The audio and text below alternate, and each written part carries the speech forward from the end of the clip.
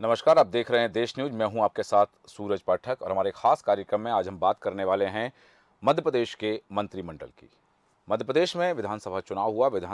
मतदान के 16 दिन बाद परिणाम आए और परिणाम के बाद लंबा इंतजार रहा मुख्यमंत्री कौन होगा। और मुख्यमंत्री तय हो जाने के बाद जब मुख्यमंत्री ने शपथ ले ली, दो उप मुख्यमंत्रियों ने शपथ ले ली, उसके बाद मंत्रिमंडल विस्तार को लेकर के लंबा इंतजार रहा और अब वह इंतजार खत्म होने को है।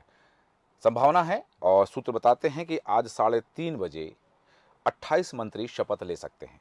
इस मंत्रिमंडल को लेके मंत्रिमंडल की जो स्थितियां हैं उसको लेकर के कई बार ये भी रहा कि छोटा मंत्रिमंडल होगा, बड़ा मंत्रिमंडल होगा, कौन कौन लोग शामिल होंगे, क्या जो पहले के मंत्रिमंडल में रहे भारतीय जनता पार्टी की शिवराज सरकार के मंत्रिमंडल में जो चेहरे रहे वही चेहरे रिपीट होंगे, कुछ नए चेहरे आएंगे, क्या प्रयोग करने वाली भारतीय जनता पार्टी, और भारतीय जनता पार्टी क्या लोकसभा चुनाव के मद्देनजर मंत्रिमंडल के विस्तार को स्वरूप देने वाली है।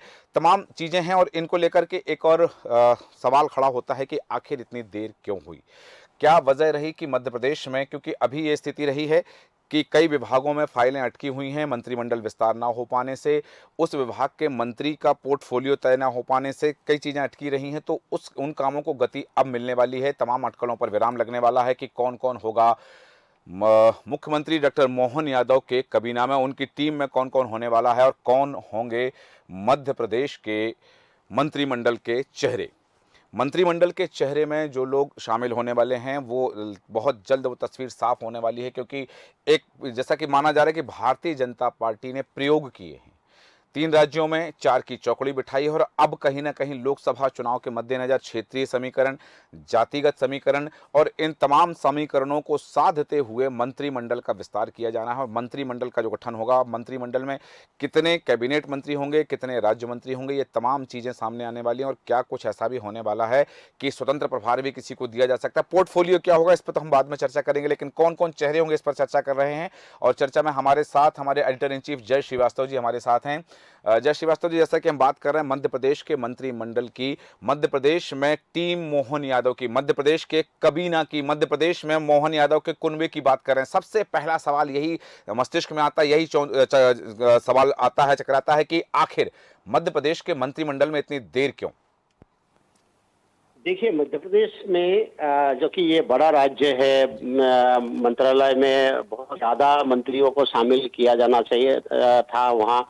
इस कारण से वह जो जातीय समीकरण और जो यहाँ पर गुटबाजी है, जी सबसे ज़्यादा मेन कारण है कि किसके गुट से कितने लोगों को शामिल किया जाना है, उस जी पर जो है बहस चल रही थी।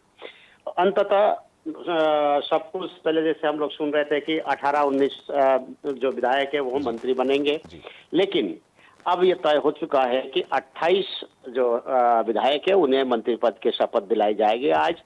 जो जो मैं बताना चाह रहा जी हूँ जी कि शिवाजी पटेल का नाम आ सकता है किरार समाज के प्रमुख नेता के रूप में।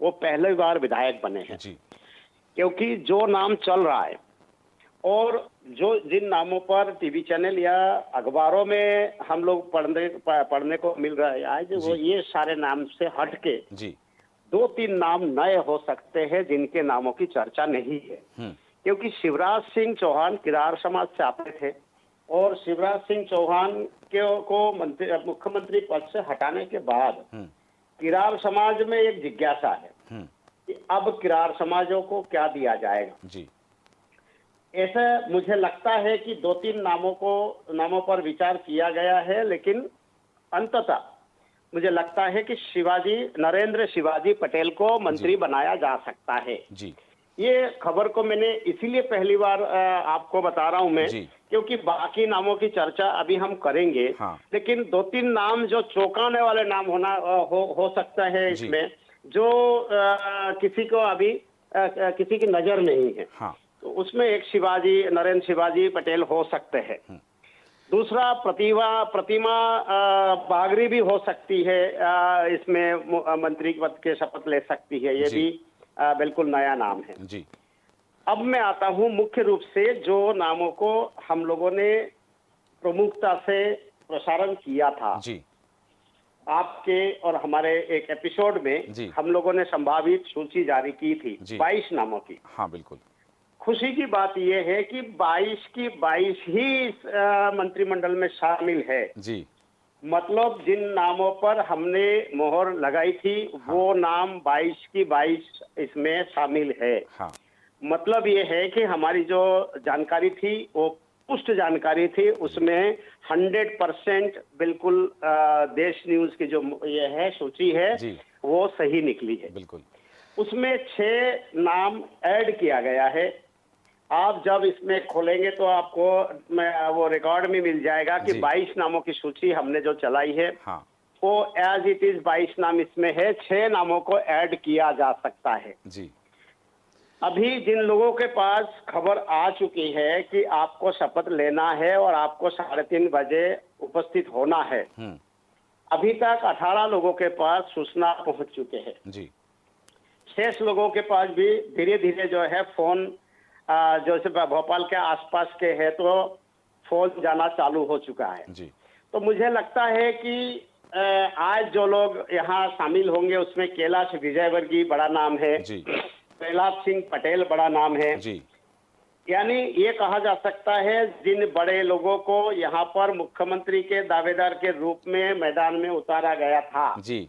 सारे नाम आज शपथ लेते हुए दिखाई देंगे। बिल्कुल। आज मालवा क्षेत्र में चेतन कश्यप, हाँ। आपके अर्चना चिटनीस निमाड़ जी। क्षेत्र से, जी। कैलाश विजयवर्गीय, जी। इसमें एक नाम नीना वर्मा का भी है जो जी। इसमें हाँ। मंत्रिमंडल में उनको स्थान दिया जा सकता है। जी। बिल्कुल। एक नाम मुझे लगता है कि अभी तक उसकी सूचना नहीं है, लेकिन जी। हरदीप सिंह डंग, हाँ। जो कि वो सिख समाज से आते हैं, जी। सिख समुदाय का वो नेतृत्व करते हैं, जी। इसीलिए हो सकता है कि अंततः उनको भी शामिल किया जाए। हाँ। जो सूचना अभी मिल रही है कि केवल 4 राज्य मंत्री होंगे हाँ। और 6 ऐसे मंत्री बनाए जाएंगे जिनको स्वतंत्र प्रभार दिया जाएगा जी। और 18 मंत्री कैबिनेट के होंगे, हाँ। क्योंकि बड़े बड़े कद्दावर नेता इसमें शामिल हैं। जी। तो उन नेताओं में जो 18 कैबिनेट मंत्री है उसमें उनको शामिल कर लिया जाएगा। बिल्कुल। इसमें देखिए कि गुर्जर नेतृत्व है, हाँ। कंसाना के रूप में जी। कुशवाहा नेतृत्व है, जी। क्षत्रिय समाज के प्रतिनिधि है, ब्राह्मण समाज, जी। उसके बाद इसमें पाटीदार समाज का जो है कोई बंदा अभी किसी भी विधायक का नाम अभी सुनने को नहीं मिल रहा है। जी। लेकिन मुझे लगता है कि ये जो दोनों नाम है, हरदीप सिंह डंग हाँ। और आपके बालकृष्ण पाटीदार। खरगोन से जी। जो जीत के आए हैं, जी। वो हो सकते हैं कि लास्ट मोमेंट पे अभी खबर नहीं मिल रही, लेकिन हो सकता है कि हमें जी। सूचना मिल जाए। बिल्कुल। एक बात आपने यहाँ पर जिक्र किया कि जो लोग सांसद रहे हैं, विधायक बनकर आए हैं और जिनका मुख्यमंत्री की दौड़ में कहीं ना कहीं नाम शामिल था, आपने जिक्र भी किया प्रहलाद सिंह पटेल का, कैलाश विजयवर्गीय का। यहाँ बात करना चाहूंगा रीति पाठक की। आपने अर्चना चिटनीस का नाम लिया है, तो महिला प्रतिनिधित्व होने की संभावना है कि, क्योंकि अभी लोकसभा चुनाव सामने हैं और हाल ही में केंद्र सरकार ने महिला बंधन अधिनियम जो है पारित किया है लोकसभा में। मध्य प्रदेश में भी महिलाओं के लिए जो बात आई थी चुनाव के समय आ रही थी कि महिला मतदाताओं को आकर्षित करने की कवायद थी, तो क्या मंत्रिमंडल में महिलाओं की भूमिका ज्यादा सक्रिय रहने वाली है या फिर संख्या ज्यादा रहने वाली है, ऐसा कुछ संभावना है? बिल्कुल, देखिए भोपाल से कृष्ण गौर का नाम है, जी। झाबुआ से आपके निर्मला भूरिया का नाम है, जी। राउ से मऊ से उषा ठाकुर का नाम है, जी। बुरहानपुर से अर्चना चिटनीस का नाम है, हाँ। मानपुर से माया सिंह का नाम है, जी। आपके रीति पाठक का नाम सुनिश्चित रूप से वहां पर है। जी। उसके बाद अन्य नामों पर भी विचार उसमें किया गया है, लेकिन महिला उम्मीदवार पिछले जो हमारा मंत्रिमंडल था उससे महिलाओं की जो संख्या है हाँ। इसमें बढ़ेगी, जी। इसमें कोई दो राय नहीं है। हम्म। एक बात मैं बताना चाहूंगा, जो जी। पूर्व में जो मंत्री थे हाँ। उसके अधिकतर मंत्रियों को इसमें शामिल किया गया है। हाँ। गोपाल भार्गव को लेके अभी संशय है, जी। शायद गोपाल भार्गव को उत्तर प्रदेश का राज्यपाल बनाया जा सकता है। जी। इसी कारण से उनको रोका गया है, अभी तक उनका नाम नहीं है, अभी उनको सूचना नहीं मिली है। जी। तो गोपाल भार्गव को बीच में आपको याद होगा कि उनको दिल्ली बुलाया गया था, हाँ। लेकिन अब ये सूचना मिल रही है कि उनको ड्रॉप कर सकते हैं, इसीलिए उनसे चर्चा करनी थी और प्रोटेम स्पीकर बनाया। उसी से समझ जाना चाहिए था कि शायद उनको अब इस मंत्रिमंडल में शामिल नहीं किया जाएगा, लेकिन जी निश्चित रूप से उनको बिल्कुल फ्री नहीं छोड़ेंगे। हाँ हो सकता है, जो सूचना मुझे है, कि वो यूपी के गवर्नर बनाया जा सकता है। जी। एक और संभावना है कि दो बातें सामने आ रही हैं। मध्य प्रदेश में बड़ी जीत हासिल करने वाले में सबसे पहला नाम रमेश मेंदोला का है, दूसरा नाम रामेश्वर शर्मा, कृष्णा गौर दूसरे नंबर पे हैं, फिर शिवराज सिंह चौहान और फिर चौथे नंबर पर रामेश्वर शर्मा है। तो ये रामेश्वर शर्मा और बात करें रमेश मेंदोला के, क्या मंत्रिमंडल में ये चेहरे शामिल हो सकते हैं? देखिए, आपका सवाल बहुत अच्छा है। जी एक आपने बात सुनी होगी, एक कहावत है, कुर्बानी एक शब्द है। जी बिल्कुल तो रमेश मेंदोला ये कुर्बानी जो है हमेशा देते आए हैं, जी और मुझे लगता है कि इस बार अपने गुरु के लिए जी इस बार उंगली ने ही अपना गर्दन अड़ा दिया है। क्या बात है। क्योंकि यदि उनका नाम यदि इस मंत्रिमंडल में शामिल नहीं किया जाता है, जी तो निश्चित रूप से ये रमेश मेंदोला के साथ अच्छा नहीं होगा। जी लेकिन ये बात जरूर है कि अगर गुरु को इसमें शामिल किया गया है, हाँ तो गुरु के कारण से हो सकता है कि चेले को इस बार फिर से जो है मंत्री बनने से रोका जा सकता है। जी तो ये रमेश मेंदोला जो है एक और कुर्बानी अपने गुरु के नाम पर कुर्बान किया है। जी। रामेश्वर शर्मा का मैंने जिक्र किया कि क्योंकि वही बड़ी हाँ, जीत है, चौथे नंबर पर उनकी जीत है। हाँ। जी देखिए, चौथे नंबर पे है, लेकिन दूसरे नंबर को भी आप नहीं भूल सकते हो। कृष्णा गौर, हाँ बराबर। जब पूर्व मंत्रियों को जब आप शामिल कर रहे हो, तो आपने निश्चित रूप से नरेला से हाँ इन लोगों से कम वोटों से जीते हैं, लेकिन कद्दावर नेता, जी कायस्थ कम्युनिटी के एकमात्र बड़े नेता है। जी और पूर्व मंत्री होने के नाते विश्वास सारंग को तो शामिल इसमें किया जाना ही था, किया जी, गया है। हाँ अब एक बचता है, अगर आप भारी मतों से जीतने वाले उम्मीदवार के बात करते हो, तो निश्चित रूप से जो रामेश्वर शर्मा पर कृष्णा गौर भारी है। हाँ और कृष्णा गौर के प्रोफाइल ये है कि रामेश्वर शर्मा से कृष्णा गौर के प्रोफाइल बहुत स्ट्रॉन्ग हाई है, जी बिल्कुल। आपने देखा होगा। हाँ लेकिन अभी इस पर अभी भी जो है संशय है, क्योंकि हाँ। कृष्णा गौर के पास अभी फोन नहीं है, जी फोन नहीं गया। जी जो मैंने आपसे कहा कि 18 लोगों के पास फोन जी पहुंच चुका है, जी लेकिन 10 लोग अभी, खाली थोड़ी देर पहले की सूचना है ये, जी हो जी सकता है अभी उनके पास फोन चला गया हो। जी लेकिन अभी मुझे सूचना है जी कि इन दोनों में से किसी एक को लिया जाएगा, जी रामेश्वर शर्मा और कृष्णा गौर। अभी उसमें संशय है, बिल्कुल। कुछ एक चांस अभी, जब तक फोन जी नहीं चला जाता है हाँ तब तक अभी हम ये नहीं कह सकते कि 100% कृष्णा गौर फाइनल है। जी। कुछ और नाम हैं जो पिछले मंत्रिमंडल में नहीं थे लेकिन संभावना है, जैसे बात करूं नागर सिंह की बात करूं, दिव्यराज सिंह की बात करूं, रावोदय प्रताप सिंह की बात करूं, या फिर मैं बात करूं संजय पाठक की बात करूं, प्रदीप लारिया, राकेश शुक्ला, कुंवर सिंह टेकाम, बृजेंद्र प्रताप सिंह, ये जो नाम हैं ये नाम पिछले मंत्रिमंडल में नहीं थे। तो संभावना आ रही कि इनमें से कुछ नाम मंत्रिमंडल में हो सकते हैं। आपका विश्लेषण क्या कहता है इन नामों पर? देखिए, मैंने पहले ही कहा कि जितने भी सांसदों को दिया गया है जी टिकट, वो सारे मंत्री बन रहे हैं। उसमें जी राव उदय प्रताप का नाम भी है, जी राकेश सिंह का नाम भी है। जी लेकिन जो नाम आप बोल रहे जी हैं, जैसे कि जो मंत्री पहले रहे हैं, जी अधिकतर मंत्रियों को जो हार गए उनको छोड़ के बाकी सारे मंत्रियों को इसमें मंत्रिमंडल में स्थान दिया जा रहा है। हाँ केवल गोपाल भार्गव का नाम इसमें नहीं है, जी तो उस नाम को शायद इसमें ड्रॉप इसीलिए किया जा सकता है। विशाउलाल सिंह का नाम इसमें नहीं है। हाँ तो ये दोनों नाम जो है क्यों ड्रॉप किया गया है, इसमें इसके पीछे कोई दूसरा कारण होगा, या जी जो राज्यपाल वाले जो गणित थे हाँ वो उसमें जी हो सकता है। अभी तक जो है, अभी तक संजय पाठक का नाम ना आना जी एक आश्चर्य की बात है। हाँ लेकिन हो सकता है कि संजय पाठक भी इस मंत्रिमंडल में शामिल हो। बिल्कुल। अभी तक नाम नहीं आए। हाँ यहाँ एक वो बात जो जरूर है 10 नाम है, 18 के बाद जी जो 10 नाम है जिनके पास सूचना भी नहीं पहुंची है, जी वो कौन कौन होंगे, इसको थोड़ी देर, आधा घंटा और जी इंतजार करने के बाद वो क्लियर हो जाएगा। बिल्कुल। एक बात जैसे कि दूसरा आपने एक और नाम जी जो बिल्कुल है मैं बताना चाहूंगा जी कि राधा सिंह हाँ, ये एक बड़ा नाम बिल्कुल है। नया नाम है। हाँ ये एक महिला है, संपत्तियां उनके के पास फोन जा चुका है। जी। वो वहां पर आदिवासी नेता है, नेत्री है, नेत्री है, जी।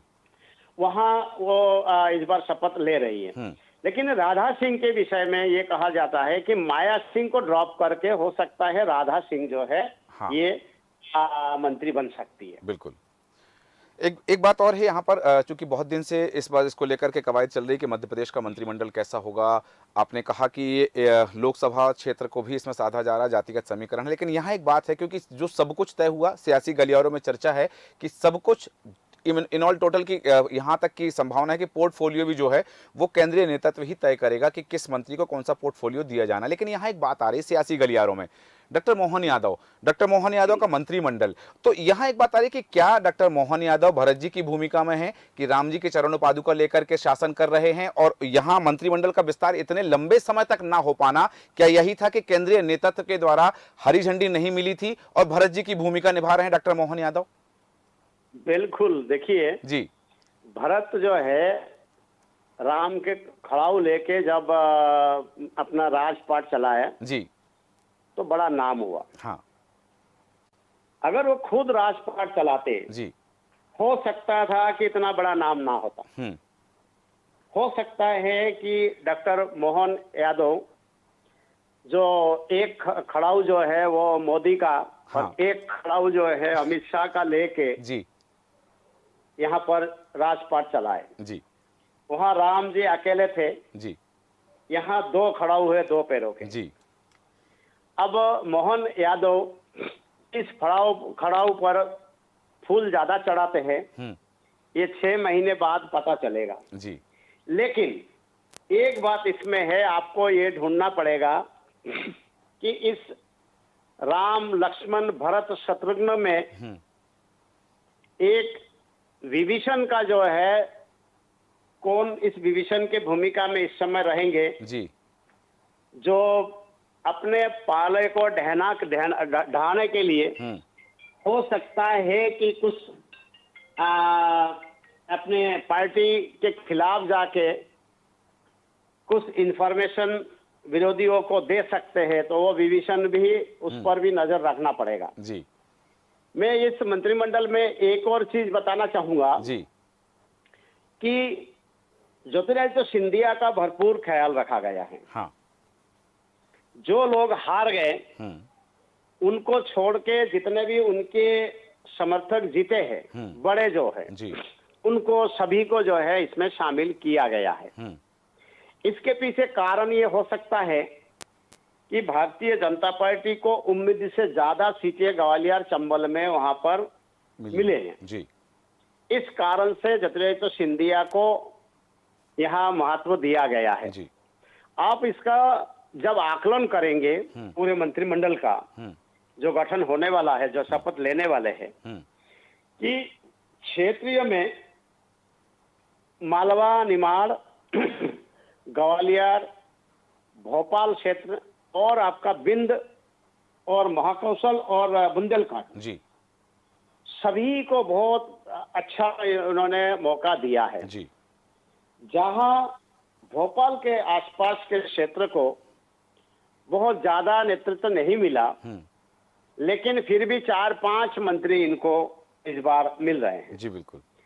तो मुझे लगता है कि जातीय समीकरण, क्षेत्रीय समीकरण और युवा और अनुभव, हाँ। सभी का समावेश इस मंत्रिमंडल में देखने को मिलेगा। बिल्कुल। आपने एक जिक्र किया कि यहाँ पर ज्योतिरादित्य सिंधिया का बहुत ख्याल रखा गया है और उनके समूह से या उनके जितने समर्थक विधायक हैं जो जीत कर आए हैं उनको स्थान दिया जा सकता है और उनके जो है सम्मान का ख्याल रखा जाएगा। यहाँ एक बात है, जैसे आपने पहले भी कहा कि हर गुट का, सिंधिया के गुट से हम बात कर रहे हैं कि तुलसी सिलावट की बात करें, रघुराम चौधरी की बात करें, ये तमाम चीज़ें हैं, लेकिन यहाँ विष्णुदत्त शर्मा, उनके भी अपने समर्थक हैं, उनके समर्थकों को स्थान दिया जाना, साथ में खुद मोहन यादव की पसंद क्या क्या हो सकती है, कौन कौन चेहरे पसंद हो सकते हैं, तो ये जो समन्वय बिठाया गया है, यदि ये समन्वय बिठाने में ही इतना समय लगा है तो आपको लगता है कि ये जो समन्वय है, इस समन्वय से ही सरकार चलने वाली है?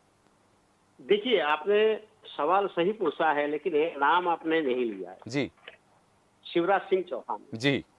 इन सभी जो नामों का उल्लेख आपने किया है जी, इनके सभी के समर्थकों को शामिल किया गया है। हाँ।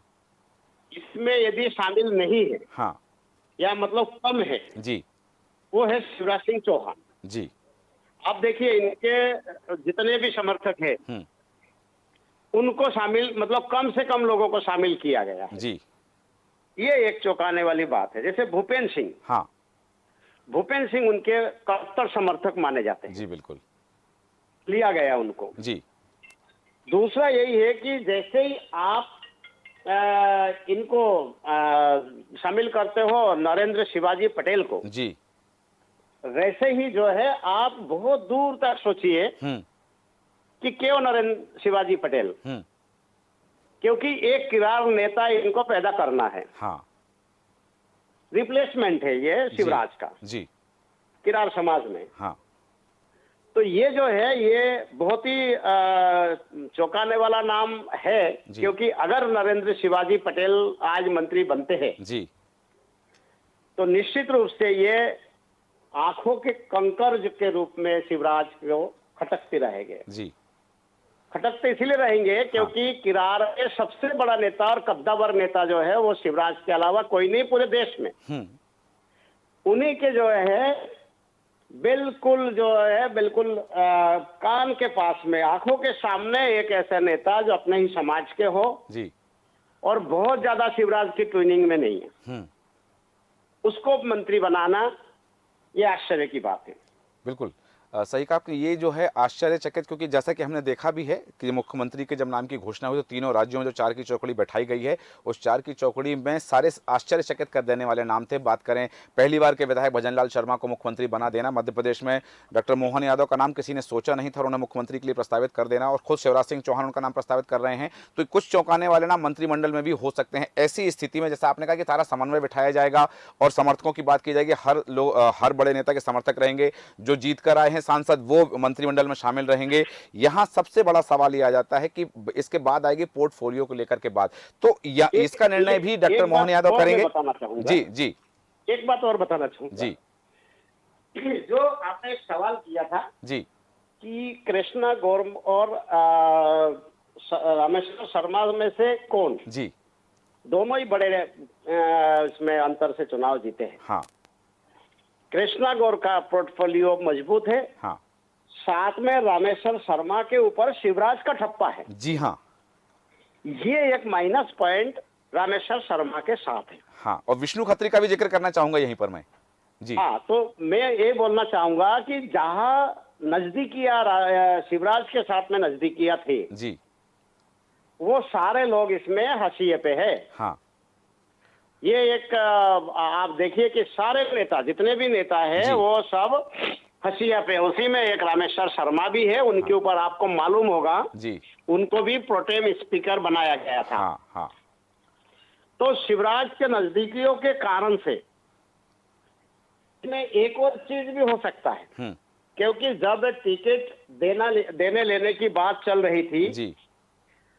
तब जो है रामेश्वर शर्मा को दक्षिण पश्चिम से लड़ाने की बात चल रही थी। हाँ। लेकिन उसमें शिवराज का बीटो भी लगा हाँ। कि नहीं वो वहीं से लड़ेंगे, और अलग शर्मा के लिए भी जो है शिवराज का बीटो लगा कि जी। वो वहां उत्तर से चुनाव लड़ेंगे। बिल्कुल। तो माना यह जा रहा है कि जितने भी शिवराज समर्थित जो नेता हैं जी। वो अभी हाशिए पे है हम्म।